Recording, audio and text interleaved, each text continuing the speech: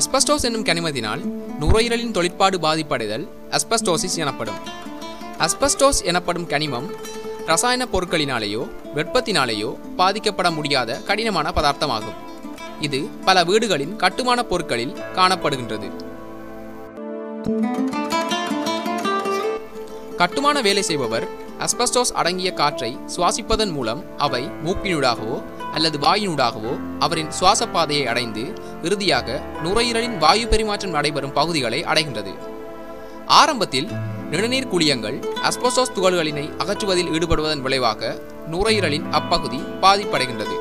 இவ்வாறு படிப்படியாக பரவி அஸ்பெஸ்டாஸ் துகள்களால் பாதிப்படைந்த பல பகுதிகள் சிதைவடைய நேரிடுகின்றது.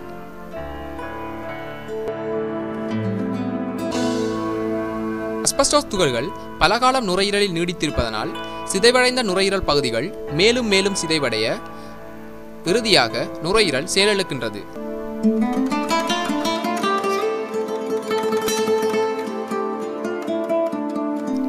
அஸ்பெஸ்டாஸ் தொடர்பான பொருட்களை கையாளுபவர்கள் மாஸ்க் அணிதல் போன்ற தடுப்பு முறைகளை மேற்கொள்வதன் மூலம் அஸ்பெஸ்டோசிஸ் நோய் நிலைமையிலிருந்து தம்மை பாதுகாத்துக் கொள்ள முடியும்.